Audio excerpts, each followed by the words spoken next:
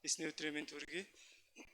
За бүгдээрээ хамтдаа энэ цагт эсний үгээс суралцаж эхлэхийнхээ өмнө хамтдаа нэг сэдвээр залбирцгаая гэж уриалж байна. За хамтдаа манай цуглааны буян чимэг ихчээ нөхөр баяр сайхан ахын төлөө яг нэг одоо хамтдаа залбирцгаая гэж залбиралд уриалж байна.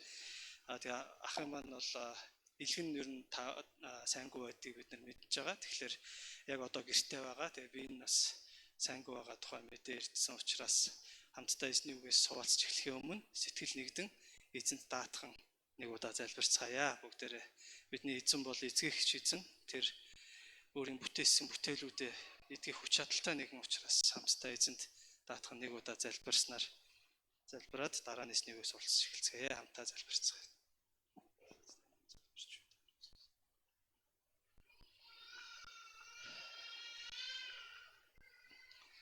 Эзэн Есүсээ танд үнэхээр баярлалаа.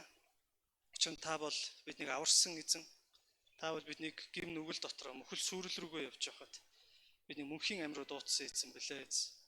Түүгээр зогсохгүй та биднийг энэ дэлхий дээр хамтдаа бие биенийхээ төлөө санаа тавьж мөр зэрэгцсэн энэ итгэлийн амьдралын замыг туулахын тулд бас дуудсан учраас талархаж.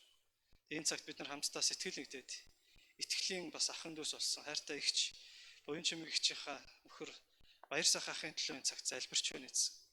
Та түүний биеинд яг энэ цагт мотроо хүргээч гэж танаас залбирэн гуйж байна. Түүний өвчтөй байгаа илгэнд та хүрээч. Та түүний өвчтөй байгаа эд эсийг та сэргээж өгөөч. Та яг одоо эдгэгч мотроо хүргэж бие махбодыг нь тэнхрүүлж тэтгэж өгөөч гэж танаас залбирч байна. Эзэн та бол эдгэгч учраас, та бол бүтээгч учраас эзэн таны хүч чадал хүрхгүй зүйл гэж үгүй билээ эзэн. Тиймээс энэ цагт үрд ингээчүүд бид хамтдаа сэтгэл нэгдэн итгэлийн гэр бүлийн гишүүн болсон. Баяр сайхан ахыхаа төлөө энэ гэр бүлийн төлөө хамтдаа сэтгэл нэгдэн залбирч байна. Эзэн та яг энэ цагт бидний залбирлаар дамжуулан, бидний зуушлан гуйлтаар дамжуулан өөрийн гайхамшигыг үлдэж өгөөч гэж танаасаа залбирэн гуйж. Тэгээ бүх гуйл залбирлыг танд өргөж, баяр сайхан ахыгаа түүний эрүүл мэндийг таны итгэмжтэй, найдвартай моторт даатгаж, Есүс Христийн хүч чадалтай нэрээр өргөн залбирч байна. Амен. Амен. Тэгээ бүгдээрээ бас санах бүртээ үргэлжлүүлэн бас залбирсаар байцгаая гэж уриалж байна. За тэгээ бүгдээрээ хамтдаа 1-р Тимот номын 3-р бүлгийг гаргацгаая. За бид нар 1-р Тимот загтлыг цувралаар үзэж байгааг та нар санаж байгаа бах. За олон номлолын дараа ингэж орж байгаа учраас жоохон холдоод байгаа ч гэсэн ерөнхийдөө бол агуулгыг бол санаж байгаа. За бид нар хэрвээ та нар санаж байгаа бол хамгийн сүүлд бид нар 3-р бүлгийн 8-аас 13-р ишлэгийг дуустал чуулганы үйлчлэгч нарын чадвар гэсэн хэсгийг үзсэн. За энд бол чадвар гэж үтсэн. Би бол хэдүүлээ чанар гэж ярил тохиромжтой байна гэж ярьсан тийм ээ. За тэгээ эндээс харах юм бол бид нэг харгалзагчдын чанар гэдэг дээр нэлээд тогтож ярьсан шүү дээ тийм. Тэгэхээр олон чанар нь давхардж байна гэдэг талаар ярьсан. Эндээс нэг логик гарч ирж байгаа. Өөрөлдвөл бурхан яг өөрийн чуулганаас өөрийнхөө чуулганд үйлчлдэг тэ итгэгч, удирдагч ялгаагүй бүх хүмүүсээс нийтлэг чанарыг хүсдэг юм байна гэдгийг бид нэр эндээс харж байна. Ахлагч нар нэг өөр бай, итгэгч нар нэг өөр бай гэдэг асуудал яригдахгүй. Энд нийтлэг бүгдээрэнд нь яг энэ чанар байх ёстой шүү гэсэн санаа илэрхийлж. За тэгээд энийг бүгдээр өмнө үзсэн учраас цаашаа явцгаая. Тэгээд бүгдээр 3:14-өөс 15-ыг уншия. За энэ миний өмнө нь бас олон удаа уншижсэн ишлэл байна. Эндээс би уншиж өгье. Удахгүй чам дээр очино гэж найдаж, эдгээрийг би бичиж байна. Хэрвээ би саатвал үнэний баг нь ба суур болсон. Амьд бурхны чуулган болох. Бурхны гэр бүл дотор хэрхэн бие авч явах учиртайг чи мэдэх ёстой гэж хэлсэн. Амен. Энэ хэсгээс би өмнө нь бас үрд ингээд чуулган дээр номлол хийжсэн юм байлээ. Яг энэ хэсгээр. Тэгээ би энэ номлыг бэлтэж байхдаа бодож үзсэн. За саяхан энэ хэсгээр номлол хийсэн дээ гэх. Тэгээ компьютер авахад файл авахсан чинь олсон тэр номлолоо. Тэгсэн чинь 2020 оны 1 сард байлээ. Бараг 7 жилийн өмнө хийсэн номлого байхгүй. Гэхдээ ягаад би энийг чухалчилж санаж байна гэхэлэр яг энэ номлолын дараанаас эхлээд өнгөрсөн 6 жил хагас 7 жилийн хугацаанд бас миний би бас бид нар чуулганы пастор ахлагч нар ч гэсэн хамтдаа нэг мессежийг чуулган дээр маш их ингэж ярьж уриалж тий ирсэн. Тэр бол чуулган бол бурхны гэр бүл юм аа гэдэг мессеж. Одоо ингээ бүтэн циклдээд энэ хэсэг дээрээ бид нар дахиад ирж байна л та. Тэр өнгөрсөн 6 жил хагасын туршид бид нар яг бурхан чуулган бол бурханы гэр бүл юм а гэж бид нар ярьсан. Бие биентэйгээ те урайлсан, ятгсан. Гэхдээ мэдээж хэрэг яах вэ? Манай нэг багш хэлжсэн сэтгэл судлалын багш. Хамгийн хол зай гэдэг бол хүний тархинаас зүрхэнд очих зай байдаг юм аа гэж. Тэр бид нар шууд юу гэдэг? Бурхан бол чуулган бол бурханы гэр бүл шүү гэж хэлэнгუთ тархиндаа бид нар шууд авчдаг. Тийш дээ гээл те. Гэхдээ яг тэр тархинд авсан мэдлэг маань бидний зүрхэнд ирээд нэрээ энэ чуулган миний гэр бүл шүү. Нэрээ би энэ гэр бүлийн гишүүн шүү. Нэрээ бид хамтдаа бурханы гэр бүл шүү гэдэг тэр үннээр амьсгалж эхлэх хүртлэх тэр зай бол заримдаа хол байдаг. Тэр өнгөрсөн энэ 6 жил хагасын хугацаа бол яг бидний тархинаас зүрх рүү энэ мессежийг дамжуулах цаг хугацаа байсан. Тэгэхээр би энэ хэсэгт бас дахиад яг энэ хэсгээс чуулган бол бурханы гэр бүл гэдэг агуулгаар дахиж хуваалцах болсон баяртай. Яг тэгэхээр Петр загталтаа Илч Петр хэлсэн байдаг л да. Энэ үннийг та нар мэддэг ч гэсэндээ яг би дахин сануулах болно гэж. Тэгэхээр чухал зүйлийг хүн мартахгүй тул дахин санаж явах хэрэгтэй байдаг. Яг л хүн мартдаг. Тийм учраас хэрвээ бид нар хуучин гэрээг харах юм бол бурхан Израильчуудад хамгийн чухал үйл явдлуудад нь зориулаад юу өгдөг вүлээ дандаа? Баяр өгдөг байхгүй. Тэгээ Израильчууд жил болгон тэр баяраа тэмдэглэж байхдаа нөгөө мартаж болшгүй зүйлээ дандаа сандж явж байна. Тэгээ Монгол улс орн ч гэсэн адилхан шүү дээ. Бид нар наадам хийдэг үст дээ. 7 сарын 11 жил болгон хийж байгаа нь энэ Монгол ард түмэнд юуг дахин сануулад. Бид бол яг өв соёлтой ард түмэн ш. Бид бол тусгаар тогтносон ард түмэн ш. Тэ? Бид бол яг түүхтэй ард түмэн шүү гэдэг жил болгон сануулж байгаа. Яг л чухал учраас. Сануулахгүй бол мартчихдаг учраас. Ингээд хэдэн 100 жилээр ингээд тэмдэглээд ирэхээр сүүлдээ тэр меморийн яадаг вөхлөөр тэр үндэсний ой санамжинд нь ингээд шингэжтэй. Тэгээд ирэхээр тэр үндэстэй яах вэ? Тэр мартаж болшгүй зүйлээ тээж эхэлдэг. Тэгээд тэр зүрхэндээ тээж байгаа үнэн нь яах вэ? Тэр үндэсний одоо юу гэдэг identity буюу тэр онцлог мөн чанарыг тодорхойлж эхлэх үед тэр үндэстэн газар нутаггүй байсан ч яах вэ? Тэр үндэстнэрээ оршиж чадчих. Үүний жишээ бол яг Израилийн түүх тийм ээ. 2000 жил газар нутаггүй явсан байж тээ тэд нар ч. Тэгсэн хэрнээ яах вэ? Эргээд газар нутагтаа ирээд улсаа байгуулахад яг л нөгөө үндэсний ой санамжаараа улс үндэснээс сэргээгээ явчих. Энэ юу хэлэх гээд байна гэхээр бид нар мартаж болшгүй зүйлээ дахин санаж явах хэрэгтэй гэдэгсэн. Тэгэхээр өнөөдөр би та бүхэнтэй бас энэ чухал зүйлийг сануулахыг хүссэн. Бид нар мэддэг гэхдээ дахиад санах хэрэгтэй. Ийм нэг үг байдаг л да цаг хугацаа бүгдийг өөрчилдөг гэдэг тийм. Эсвэл цаг хугацаа бүгдийг эдгээдэг, эсвэл цаг хугацаа бүгдийг мартуулдаг гэдэг. Гэхдээ тийм биш үү? Яг үнэнд. Цаг хугацааны туршид өөрчлөгддөггүй зүйл гэж бас байна. Мөн үү те? Цаг хугацаанаас ангид зүйл гэж бас байна. Тэр бидний итгэдэг бурхан бол цаг хугацаанаас ангид оршигч бурхан. Тэр бол туйлын мөнхийн бурхан. Тийм учраас тэр цаг хугацаанаас ангид оршигч бурханаас ихтэй тэр мөнхийн үнэн бас яах вэ? Цаг хугацаанаас үл шалтгаалan өөрөөр оршиж. Тийм учраас 7 жилийн өмнө ч бид нар те бид бол бурхны гэр бүл гэж Библиэл дээрээ сурч байсан бол 7 жилийн дараа одоо жоох өөр болчлоо гэж бид нар ярихгүй нэ шүү дээ. Яг л чуулган бол бурхны гэр бүл гэж байна. Тийм ч учраас 2000 жил түүнээс олон мянган жилийн өмнө бичигдсэн Библийн номон дээрх үгс өнөөдөр ч бидний амьдралд яг үнэн хിവэрэ байгаа. Хэрвээ бид нар яг энэ үннийг те 2000 жил өнгөрчлөө одоо хоцрогдчлоо гэж ярих юм бол энэ худлаа болж байна. Бурханаас ихтэй биш болж. Харин өнгөрсөн хугацаанд 2000 жилийн турш бурхны үг, бурхны үнэн цаг хугацааны шалгуурыг даваад ирсэн нь өөрөө юу хэлж байгаа юм бэ гэхээр энэ нэрээ бурхнаас ихтэй юм аа гэдэг. Өөрчлөгдөшгүй юм аа гэдэг. Хэрвээ бид Эфес номын 3 дугаар бүлгийг харах юм бол Паул өөрийнхөө дуудлагын тухай ярьсан байдаг тийм ээ. Би өмнөөс ярьж байсан. Хоёр зүйлийг хэлсэн Паул. Хоёр зүйлийн тухай ярьсан байхгүй. Би бурхнаас дуудлага авсан юм аа гэж. Тэгээ Паул бодож байгаа олоогүй. Паул Есүст итгэхдээ яасан бэлээ? Есүстэй нүүр нүрээрээ уулзсан байхгүй. Дамаск орох зам дээр тийм биз дээ. Есүстэй нүрээрээ уулзсан. Тэгээд тэр Есүсээс дуудлага авсан. Тэр тухайга Эфес 3 дугаар бүлэгт бичгтээ хоёр зүйлийг хэлсэн. Нэгдүгээр юу гэж хэлсэн? Би харь үндэстнүүдэд сайн мэдээ тараахын тулд дуудлага авсан юм а гэж хэлсэн. Хоёрдугаарт юу гэж хэлсэн бэ? Үеийн үед нууцлагдаж ирсэн тэр нууцын үйлчлэлийг ил болгон илчлэхийн тулд би Бурханаар дуудагдсан юм а гэж хэлсэн. Үеийн үед нууц байсан тэр нууцын үйлчлэл нь юу юм бэ? Энэ бол чуулган байсан. Яагаад гэвэл Пентекостийн өдрийг хүртэл чуулган гэдэг ойлголт дэлхий дээр байгаагүй. Бурхны чуулган гэвэл Израилийн ард түмний цугларалтыг ойлгодог байсан.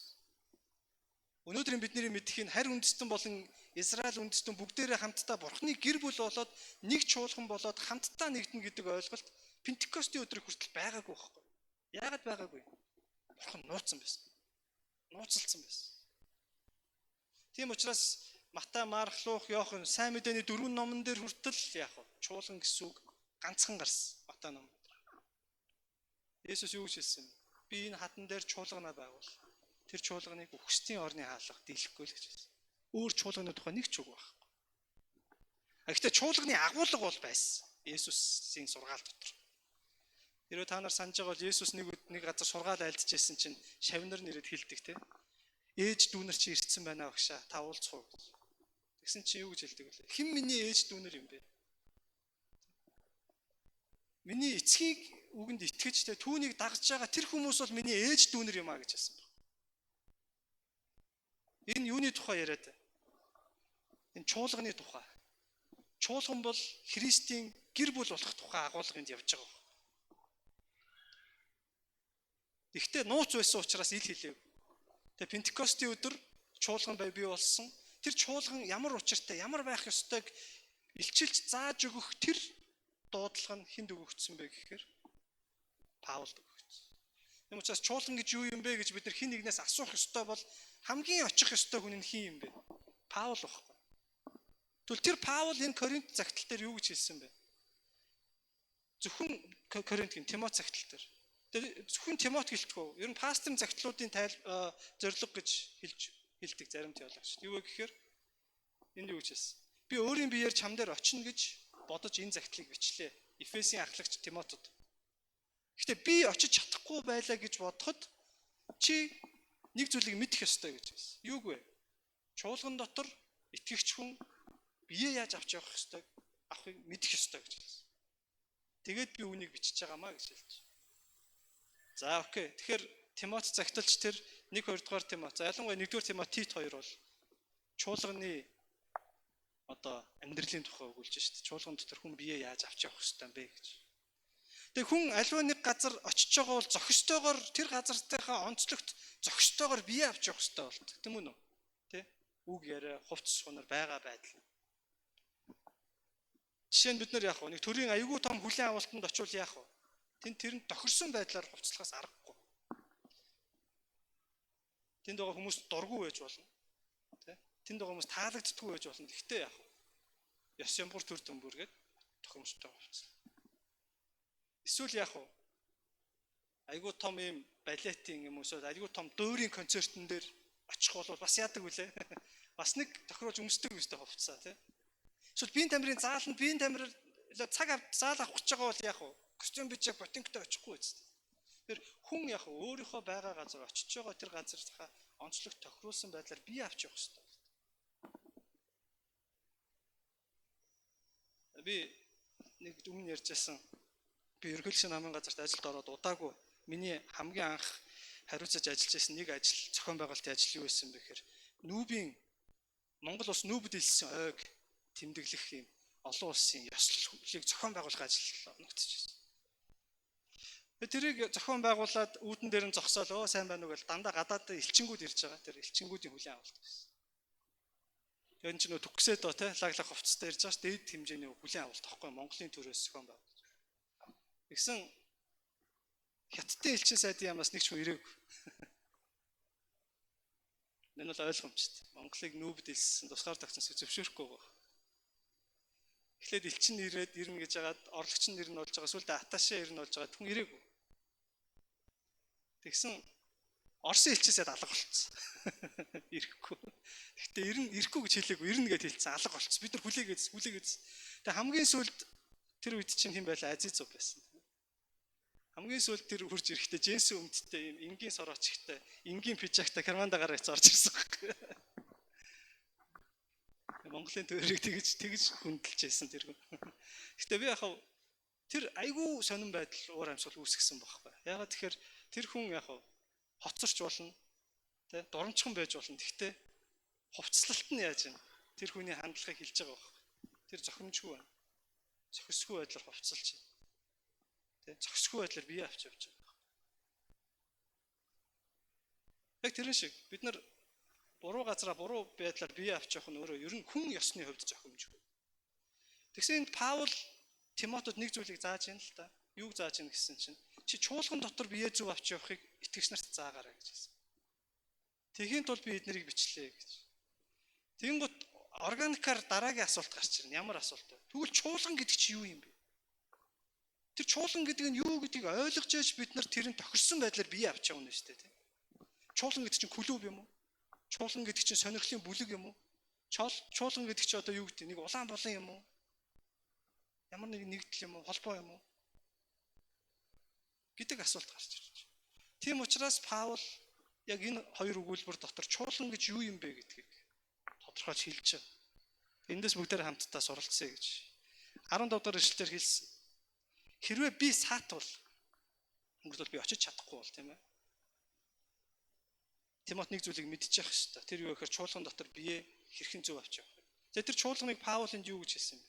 Хэрвээ би саатвал үнний багна ба суур болсон. Амьд бурхны чуулган болох. Бурхны гэр бүл дотор хэрхэн бие авч явах учиртайг чи мэдэх ёстой гэж байна. Энд чуулганыг хоёр зүйлээр хэлж байгаа.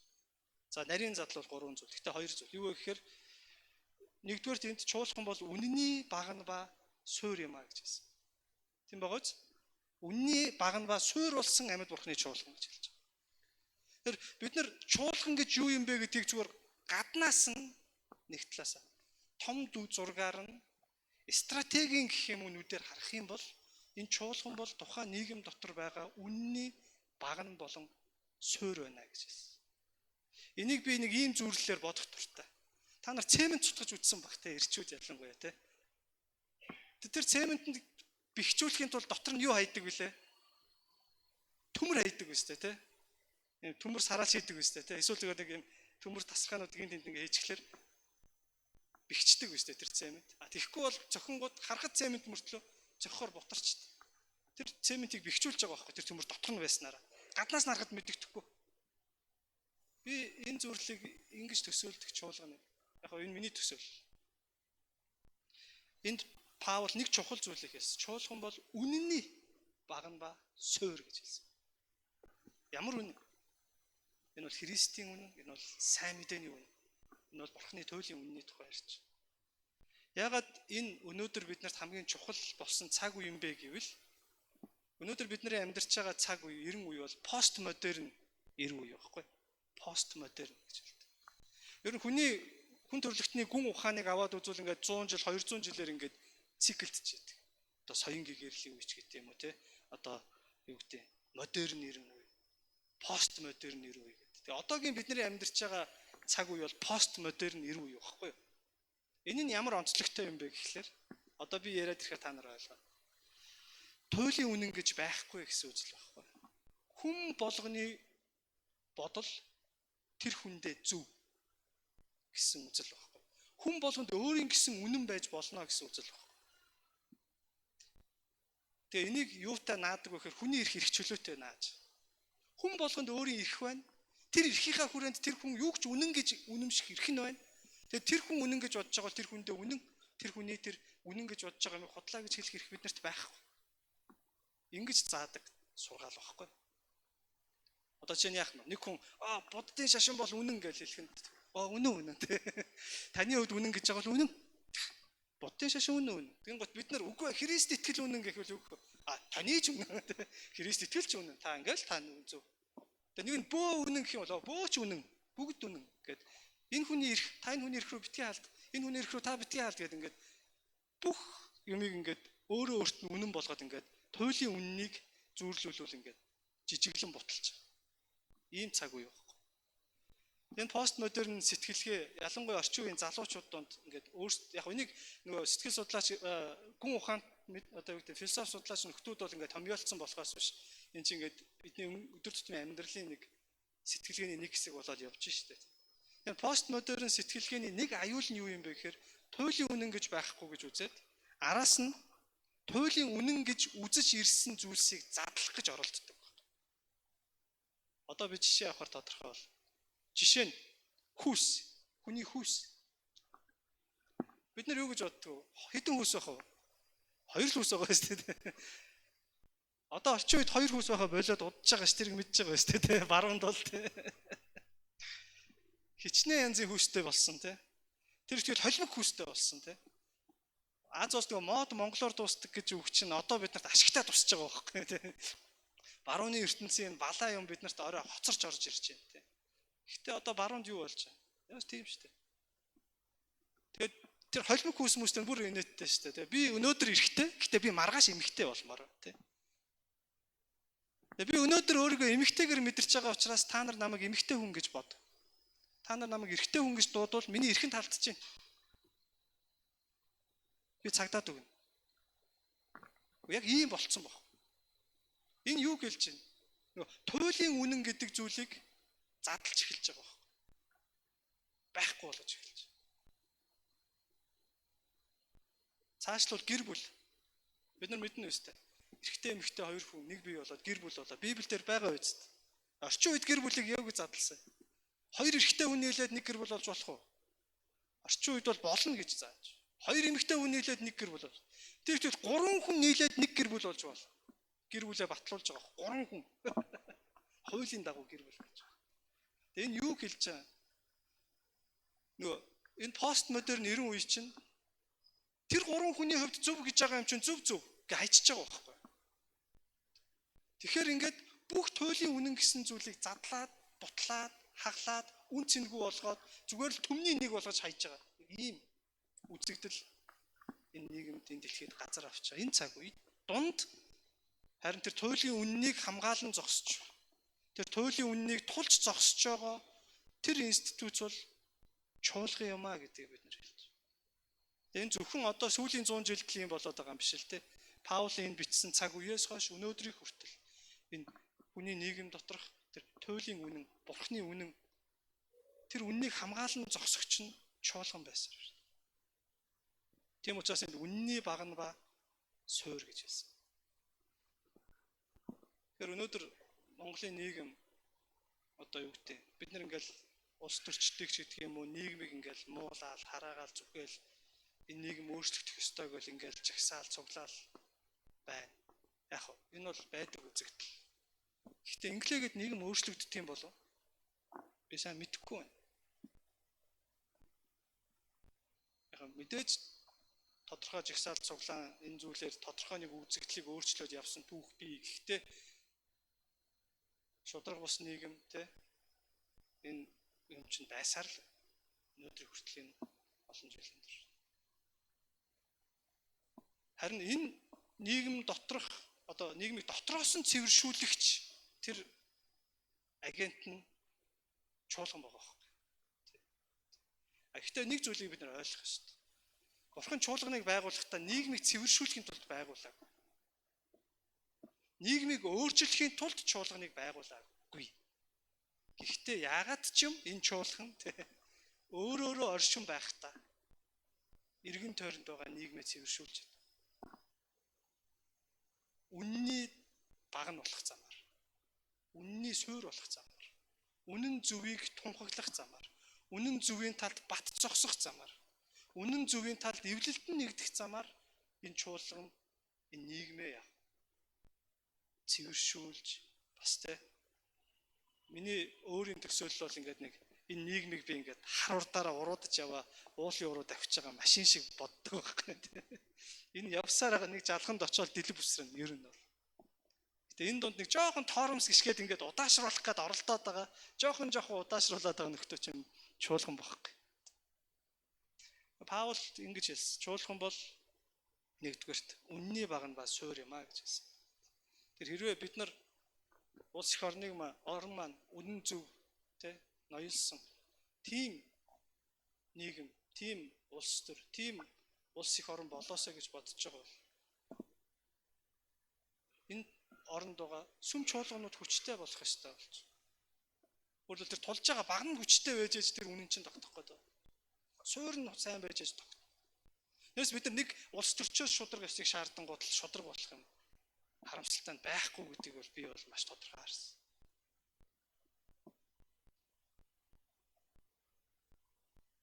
Бид нар бодтгол та айгүй гинэн цайлганаар нэг хүн нэг хэсэг хүнийг солиод оронд нь арай сайн хүнийг тавихаар ингээ нийгэм гоё болчихно гэж байна. Тийм байхгүй юм бол. Тэгэхээр нэг хэсэг хүнээс шалтгааллахааргүй тэр аймаар орооцолтсон ийм экосистем байж байгаа байхгүй тийм чигээрээс. Зүүрлүүл нэг ийм аймаар олон ийм утсыг хөвөөд хооронд нь ингээд занглаад мошигчглаар ингээ орооцолчдөг үстэй тий. Тэгээ тэр орооцолтооныг тайлах баг боломжгүй болчдөг үстэй.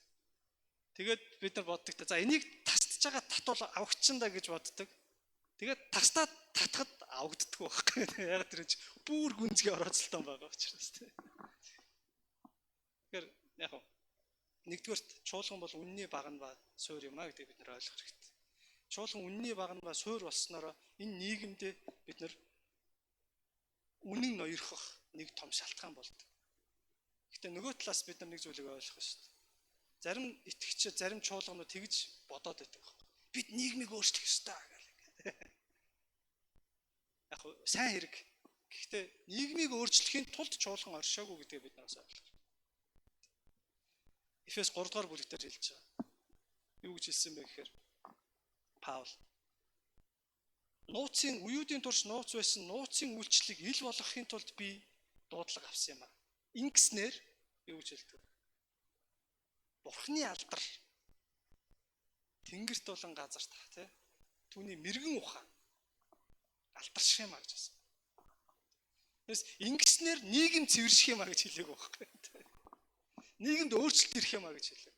Харин Бурхны ямар агуу мэрэгэн ухаан, ямар гайхамшигтай нийгэм болохыг дэлхийд үдийгүй тэнгэр элч нар тэр тэнгэрлэг сүнслэг ертөнцид хүртэл гайхан бишрэхийн тулд чуулган оршдог юм а гэж хэлсэн.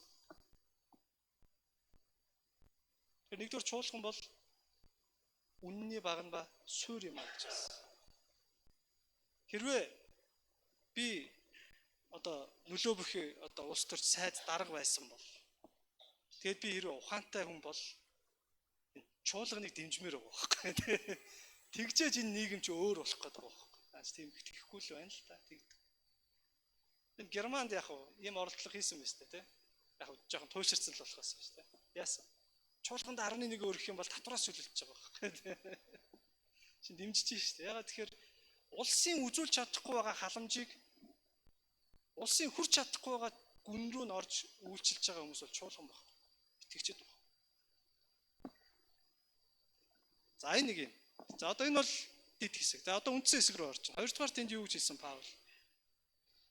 Бурхны чуулган болох Бурхны гэр бүл дотор гэж хэлсэн. За одоо бидний сайн мэдэх хэсэг орж ирж байна. Нэгдүгээрт чуулган бол яг гадна талаас нарах юм бол энэ нийгэмдэр оршиж байгаа туйлын үннийг хамгаалагч суур болон баг нь байна гэж. Нөгөө тал яг мөн чанар руу дотор нь ороод харах юм бол энэ юу гэж хэлсэн бэ? Бурхны гэр бүл юм а гэж хэлсэн. Бурхны гэр бүл гэж хэлсэн. Библиэлд чуулганыг олон удаа зүүрлэл ашиглаж ярьсан байдаг. Олон эд эрхтэнтэй нэг биеэр зүүрэлсэн баг. Эсвэл нөгөө баригдаж байгаа сүм тоосго давхарлаад барьсан сүмийн барилгатай зүүрэлсэн багхгүй. Өөрөөр юу гэж хэлсэн гэсэн үг. Чуулган бол олон эрхтэнтэй нэг биетэй адилхан гэж зүүрэлсэн. Чуулган бол тоосго давхарлаад амьд тоосгонуудыг давхарлаад барьж байгаа сүмтэй адилхан гэж ярьсан. Харин энд зүүрлэл ашиглалгүйгээр шууд хэлсэн багхгүй. Бурхны гэр бүл гэж хэлж байна. Гэр бүл шиг гэж хэлээгүй багхгүй. Шууд хэлчихсэн. Чуулган бол Бурхны гэр бүл юм а гэж хэлсэн. Тийм учраас яагаад харгалзагч хүнээс, үйлчлэгч хүнээс шаардж байгаа чадвар нь гэсэн чинь нэг эхнэрийн нөхөр. Гэр бүлээ сайн тэжээдэг. удирддаг байх ёстой гэж хэлж байгаа юм гэхээр чуулган чинь гэр бүл юм чинь тэр чуулганыг удирдах байгаа хүн бас ямар байх ёстой болж гэр бүлээ сайн удирддаг байх ёстой болж байгаа. Хэрвээ бид нар Тимотийн 5 дугаар бүлгээр харах юм бол юу гэдэг вэ? Настай хайрт юу гэж ханддаг гэж хэлсэн бэ? Эцэг шигээ ханддаг. Настай эмэгтэйд юу шиг ханддаг гэсэн? Ээж шигээ ханддаг. Залуу эрчүүдэд нь эрэгтэй дүү шигээ, залуу эмэгтэйчүүд нь эмэгтэй дүү шигээ ханддаг гэж байгаа. Яагаад гэвэл гэр бүл учраас. Одоо бид нар ойлгож байгаа байхгүй. Яг бол бид нар бүгдээрээ гэр бүлийн орчинд амьдарч үтсэн учраас ихэнх нь гэр бүл дотор аав ээж, ах эгч, дүүс, өвөө эмээгийн харилцаа ямар үдийг бид нар мэднэ. Төгс биш ч гэсэн мэднэ. Тэр яг тэр харилцаа органик байдлаараа энэ дотор байх ёстой юмаа гэдэг мессежийг Паул шууд өгөөд араас нь чуулган удирдах байгаа Тимотед тийм учраас чи яг настай ирчүүдэд яг нэг тийм юу гэдэг олон жил болцсон юм клубийн юм одоо юу гэдэг олон жил болцсон юм хуучны архаг гишүүнд хандж байгаа юм шиг ханд гэж хэлээгүй шүү дээ. Настай ирчүүдэд аав шиг хандгийн гот шууд ойлгож байна шүү дээ. Настай эмэгтэйчүүдэд ээж шиг хандгийн гот шууд ойлгож байгаа шүү дээ. Яагаад тэгэхээр гэр бүл учраас. Тэгээ би өмнө хэлчихсэн те. Эхлэл номон дээр бурхан хүнийг бүтээсэн. Ирээ та нар санах юм бол бурхан бүх бүтээлүүдээ 6 хоногт бүтээхдээ бүгдэнд нь юу гэж хэлсэн бэлээ дандаа? Сайн байна гэж хэлсэн те. Бурхан ганц зүйл дээр муу байна гэж хэлсэн байхгүй. Сонирм. Эрэгтэй хүнийг бүтээчээд араас нь юу гэж хэлсэн бэлээ? Хүн ганцаараа байх нь сайн биш байна гэж хэлсэн. Бурхан алдаа гаргасан юм болов мэдэхгүй. Энэ бол өөр асуудал. Өөр теологийн маргаан болов. Ямар ч байсан бурхан хүнийг эр хүнийг бүтээгээд араас нь эмэгтэй хүнийг бүтээгээд гэр бүлийг бий болгож. Энэ бурханы бүтээсэн нэгдэл байна. Яг өөрөө бүтээж байгаа. Тэрнээс цаадах одоо юу гэдэг дарахчууд, урдчууд, одоо тэгэл хот, улс гэл хүний бусад нийгмийн институтуудыг хүн бий болгоод бурхан тэрийг нь таалан зөвшөөрсөн байна. Тийм учраас өнөөдрийн хүртэл дэлхийн бүх өнцөг болонд гэр бүлийн тухай ойлголт байна. Тэ? Амазоны ширэнгэн ойдч, тэ? Алс Якутын цаад хязгаартч, тэ? Гэр бүл гэсэн ойлголт байгаа. Ягаад бурхан бүтээсэн юм чи. Юу ч зогсоож чадна. Гэтэл шинэ гэрэн дээр сарах юм бол Пентекостийн өдөр бурхан өөрөө Тэнгэрээс ариун сүнсийг буулган гутаа хүмүүст хэлээ өгөн гутаа чуулганыг бий болгоцсон. Өөрөө бий болгоч. Түүнээс цааш чуулганаас урган гарч ирсэн энэ хүүхдийн сургууль, цэцэрлэг, цаашлал одоо энэ хөгжим, ноод, соёл, тэ одоо энэ тулгуур үйлчлэл, одоо юу гэдэг сайн мэдээ тараах байгууллага эдгээр бүгднгийн хүмүүс бий болгож байгаа байна. Бурхан сайн талаараа тэрийг зөвшөөрсөн. Гэтэ бурхан өөрөө чуулганыг бий болгосон. Энд бид нар бурханы бий болгосон хоёр мөнхийн институцийн тухай ярьж байна. Есүс энэ чуулганы тухай юу гэж хэлсэн бэ гэхээр үхэгчдийн орны хаалгач дийлэхгүй гэж хэлсэн. Энэ чуулган юунд ч дийлдэхгүй гэдэг. Тэнгуут бурханы мэрэгэн ухаан юунд оршиж ийн вэ гэхээр тэр шинээр бий болгосон чуулганаа өөрийнхөө мөнхөд те анханасаа бий болгосон гэр бүл гэдэг ойлголттой давхцуулж тавьж хагаад наагаа тавьсан байна. Тэр энэ хоёр хөдөлшгүй хөлтэй болцсон энэ чуулган яа. Мөхшгүй болж байна.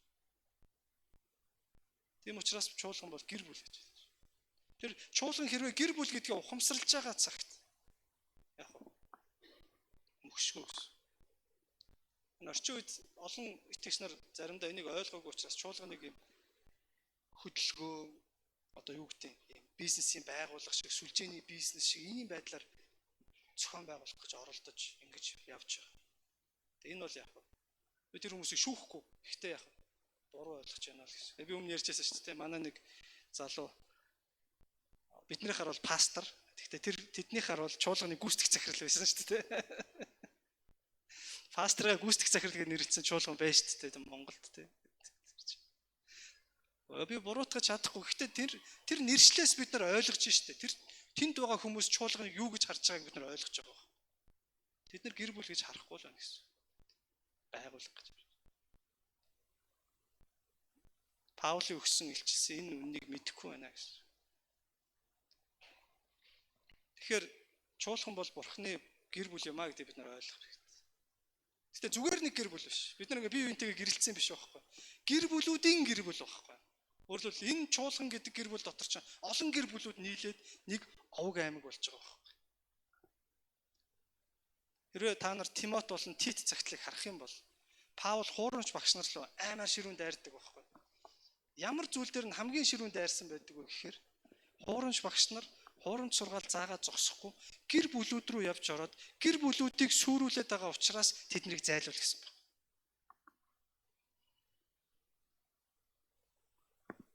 Өөрөөр хэлбэл Бурхны гэр бүл улсын чуулган хүчтэй байхын тулд чуулган дотор байгаа гэр бүлүүд хүчтэй байх ёстой болж байна. Эсвэргээр энэ чуулганыг нураа гэвэл сатан бас хаашаа дайрах вэ? Чуулган дотор байгаа гэр бүлүүдийг нураахын төлөө дайрна гэсэн. Ерөөсөө л ийм энгийн логик.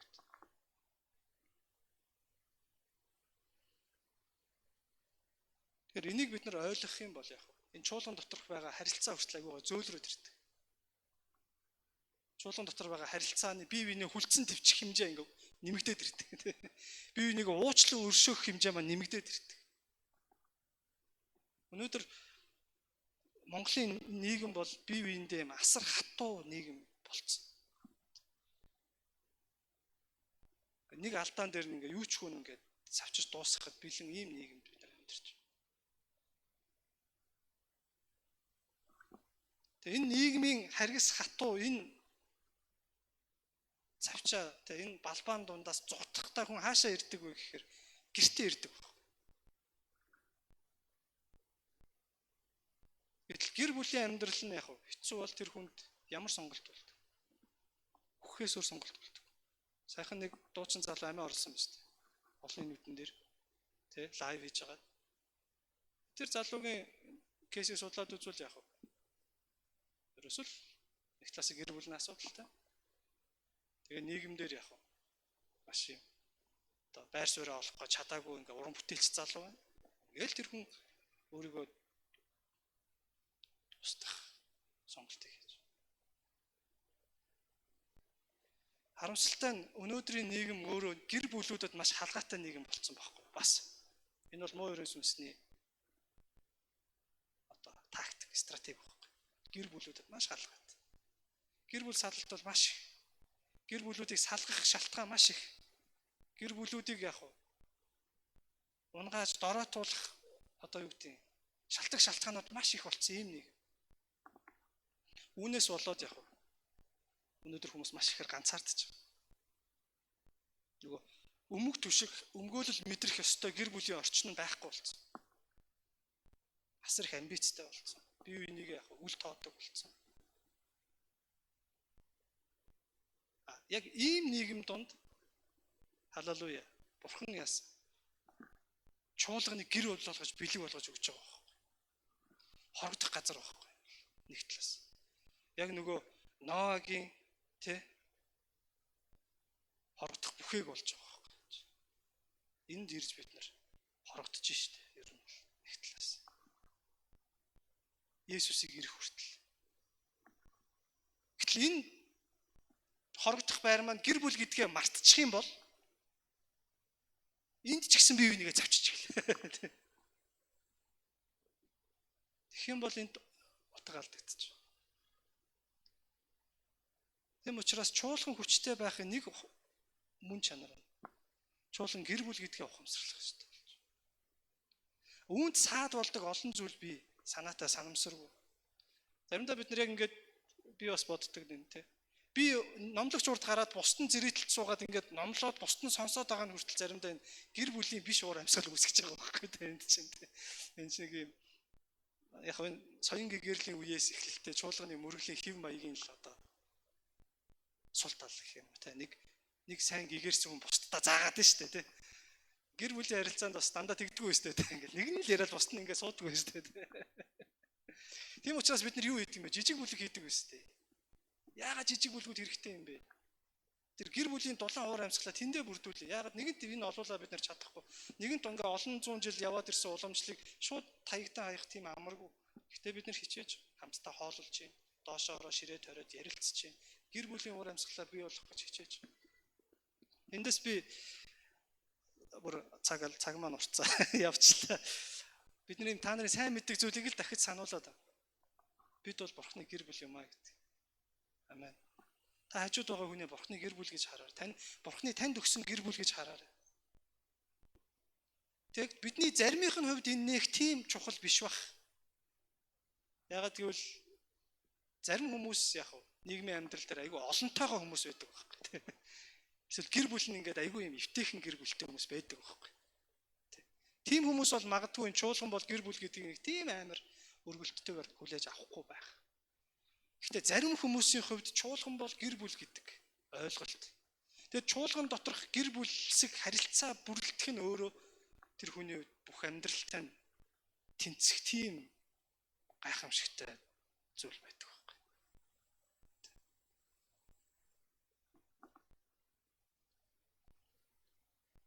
Тэгээ би яг энэ яагаад ч зүгээр л надад хамгийн их гүн хүрсэн л зураглал тэр учраас би чуулган бол гэр бүл ихлээр л надад дандаа баянаа харагдаад байдаг.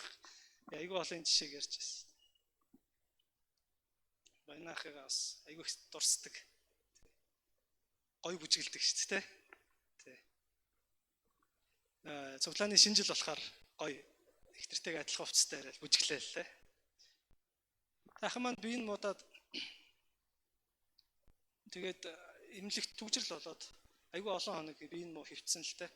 Тэгээ хонгороо бид хэд бас ингээл цонхон доор нь очиод залбирч малбраал бас ингээл бас тухай үед явж байсан. Тэгээд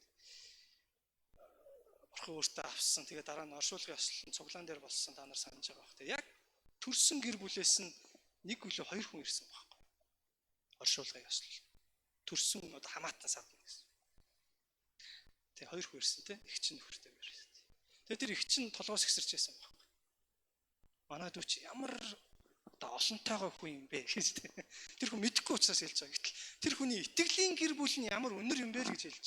Яа тэгэхээр 100 гаруй цуглааны итгэгч нар тэнд сууж байгаа. Чин гэр бүлийнхаа гишүүнийг оршуулганд оролцож байгаа гэдэг шүү дээ. Тэгээ энэ тэнгэр газар шиг зураглал байна. Бурхан ийм гэр бүлийг бид өгсөн баг.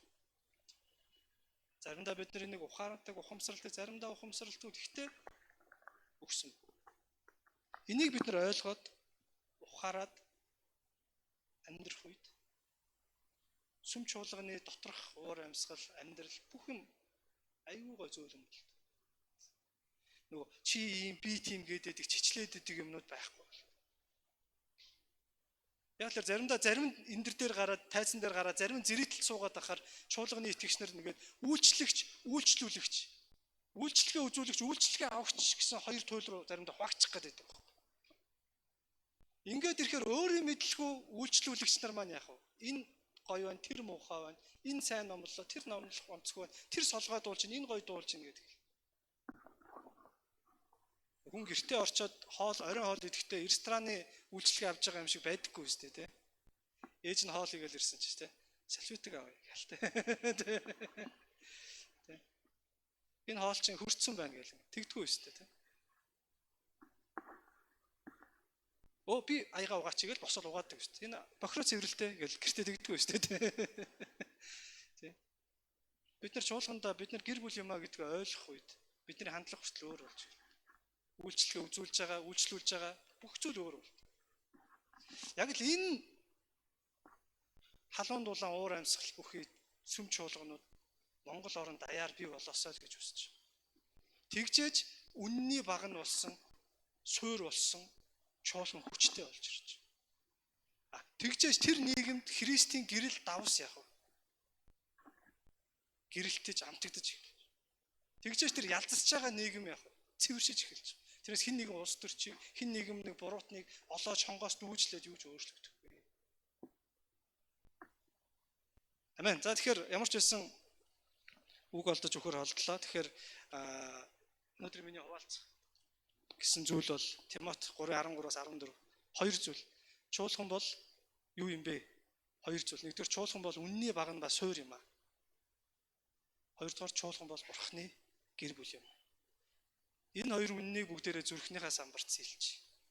Тэгээд асуух хүнд ч хэлж өгөх чадвартай бай. Яг энэ үннээр итгэж үнэмшиж амьдрья гэж уриалж байна. Амен. За тэгээд бид хамтдаа залбирцгаая.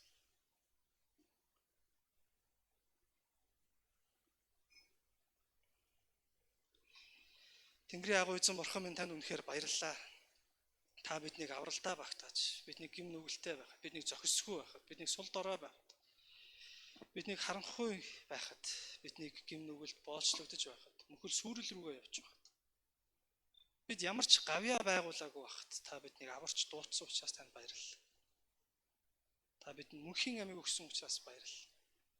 Түүгээр зогсохгүй эзэн та бидэнд энэ өөрийн гайхамшигтай гэр бүл болох чуулганыг өгсөн учраас баярлалаа эзэн. Учир нь энэ амьдралыг хүн ганцаараа туулахад дэндүү хэцүү гэдгийг та мэднэ. Тэр тусмаа итгэлийн амьдралыг бид нар бие биенийхээ тус дэмжлэггүйгээр туулах боломжгүй гэдгийг та бас мэдэж байна. Тийм учраас та бидэнтэй хамт байна гэдгээ ч өөрөө амласан, бас таны оршихуйг биднэрт мэдрүүлж байхын тулд бидэнд бие биенийг маань өгсөн учраас танд баярлалаа эзэн. Эзэн бурхан минь үрдэнгээчүүд бид нар энэ цагт хамтдаа сүүлийн 7-8 жилийн туршид ярьж байгаа энэ чухал санааг бас дахин нэг удаа зүрхэндээ тээж санахыг хүсэж. Үнэхээр чуулган бол гэр бүл үлээ. Амьд бурхны гэр бүл үлээ. Энэ чуулганы тэргүүн эзэн та бол амьд үлээ. Тийм учраас эзэн бид бас тэр амьд бурхны чуулган, амьд бурхны гэр бүлийн ёсоор бие биентэйгээ бас таны хайраар, таны амь дотроос, таны ивэл өрөөл дотроос бие бинийгээ босгон байгуулж, урамшуулж, тэнхрүүлж, твчиж, хүлцэж, уучлж, хүлээж авч хамтдаа алхахыг хүсэж байна эзэн. Бид настай ирчүүдэд аав шиг, настай эмэгтэйчүүдэд ээж шиг, залуу ирчүүдэд эрэгтэй дүү шиг, залуу эмэгтэйчүүдэд эмэгтэй дүү шиг бид нар хандаж, тэдэнд хүсдэг сайн сайхнаа хүсэж, бас хэлхийг хүсдэг аливаа сайн сайхан сургамжуудаа ч гэсэндээ хайр дотроос хэлж, хайр дотроос шаардлагатай бол зэмлэж, хамтдаа нэгэн гэр бүл яаж мөр зэрэгцэн явдаг шиг яг л тэгж явахыг хүсэж. Эзэн та үрдэнгээ чуулгана. Яг энэ л үнэн дотор та бат зогсоож өгөөч. Эзэн бурхан минь үнэхээр зөвхөн үрдэнгээ чуулган гэлтгүй Монгол нутагт байгаа бүхий л нутгийн чуулгануудыг яг л энэ үннийг ухаарч, энэ үнэн дотор алхсан, энэ үнэн дотор хүчрхэгдсэн тэр таны нутгийн чуулган, нутгийн бурхны гэр бүлүүд болгон та хүчрхэгжүүлж өгөөч гэж танаас залбирч. Тэгвэл сая таны үгэнд хэлсэнчлэн чуулган бол үнэний багнаваа суур юмаа гэж хэлсэн. Энэ үг бас биелэлээ болж Монгол орнд ч гэсэн сайн тал руугаа өөрчлөгдөж шинжлэгдэж эхэлнэ гэж бид нар итгэж байна. Эзэн минь та ивэж өрөөж өгөөрэй тэгээд. Танд бүх гуйл залбирлаа өргөж, тандаа талархаж, энэ сайхан итгэлийн гэр бүлийг өгсөн тандаа үрд мөнхөд талархаж. Есүс Христийн хүч чадалтай нэрээр өргөн даатхан залбирч байна. Амен.